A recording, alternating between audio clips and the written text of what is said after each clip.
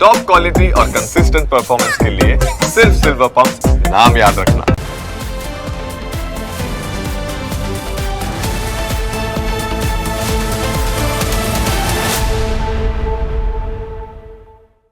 વાત હવે કરી અન્ય મુદ્દા વિશે।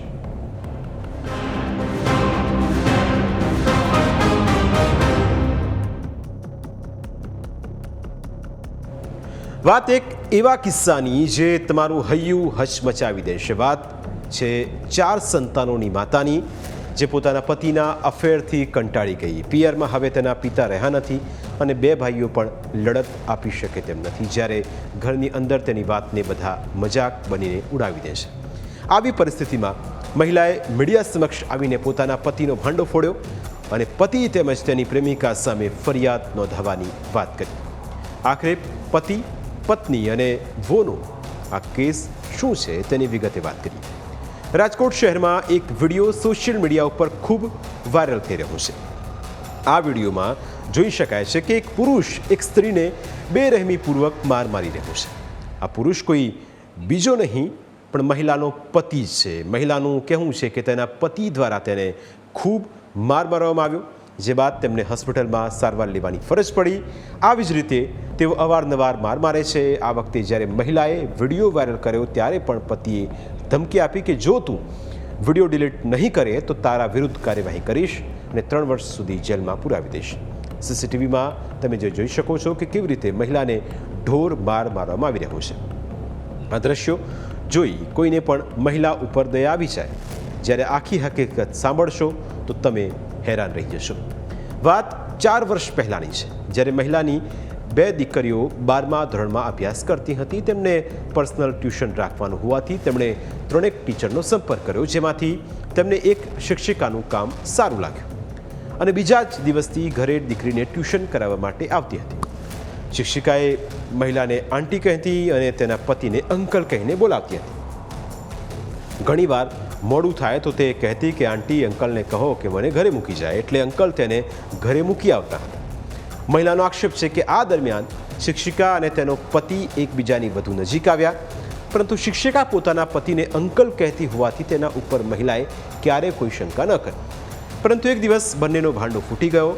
મહિલાને પોતાના પતિ અને શિક્ષિકા વચ્ચે થતા અફેર શરૂ થયા થતાં જ તેણે મહિલા પોલીસમાં ફરિયાદ કરી।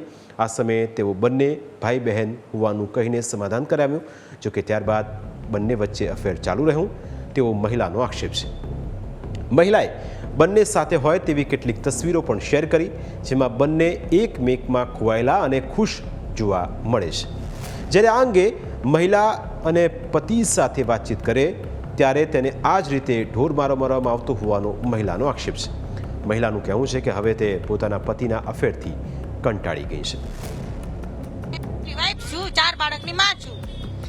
બસ મારે આ પૂજા પંડ્યાનો ન્યાય જોઈ છે કે પૂજા પંડ્યાનો ઈરાદો શું છે, કે એના વિચાર શું છે, કે 4 બાળકનું ઘર બરબાદ કરવું છે, કે પરિવારને હેરાન કરે છે, કે એ દીકરી બનીને આવી હતી પરિવારમાં ફેમિલી સાથે હળી મળીને રહેતી મારા ઘરે, પણ એનો અફેર થઈ ગયું નહીં, મને પુરાવા સહિત મળ્યા, હું વિરોધ કરું છું એટલે મને આ મારે છે। પૂજા અને તમારા પતિનું અફેર કઈ રીતે થયું અને પૂજા તમારા ઘરમાં શા માટે આવતી? મારી 2 બેબીઓને ટ્યુશન કરાવવા માટે, અને મેં કોઈથી નથી, અમારા બાજુમાં પાર્થભાઈ નામ કરીને હતા, એક ક્લાસીસ ચલાવતા હતા, એટલે મેં પાર્થભાઈને કીધું પાર્થભાઈ મારે પર્સનલ બેબીઓ ક્યારે બહાર નથી ગયો, એટલે મારે પર્સનલ ટ્યુશન માટે લેડીઝની જરૂર છે। તો પાર્થભાઈ મને ઓછામાં ઓછી 3 થી 4 છોકરી ગોતી દીધી, એમાં 2 છોકરી ને મને વ્યવસ્થિત લાગી અને બીજીને મેં ના પાડતો। આ જ વ્યવસ્થિત મેં સમજી, એ જ આવી ગલત વ્યક્તિ નીકળી। તમારા પતિનું અફેર તમને ખ્યાલ આવી ગયું એટલે તમને માર મારવામાં આવ્યો છે?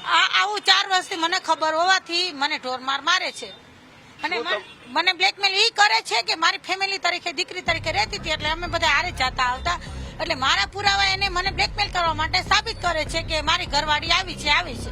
જે સીસીટીવી વાયરલ થયા તમને ઢોર માર મારવામાં આવે છે, તમે હવે પોલીસ ફરિયાદ કરશો તમારા પતિ વિરુદ્ધ? મારે પૂજા પંડ્યા વિરુદ્ધ કરવી છે, પછી મારા પતિ વિરુદ્ધ, 2 વિરુદ્ધ કરવી છે, મને ન્યાય મળવો જોઈએ। આખા કેસમાં હજુ પોલીસ ફરિયાદ થઈ નથી, પરંતુ ઘરનો આંતરિક મામલો ચર્ચાના ચકડોળે ચડ્યો છે। એક મહિલા પોતાના અસ્તિત્વ સામે જાણે ઝઝૂમી રહી છે। તમે કલ્પના કરો કે જ્યારે 4 સંતાનોનો પિતા કોઈ બીજી મહિલા સાથે અફેરમાં હોય, આ વાત જ્યારે તેના બાળકોને ખબર પડી હશે ત્યારે તેમના ઉપર શું વીતી હશે, બાળકોના માનસ ઉપર તેની શું અસર થઈ હશે, અને હવે જ્યારે મહિલા તેના પતિને સમજાવવાનો પ્રયત્ન કરી રહી છે ત્યારે તેને માર મારવામાં આવી રહ્યું છે.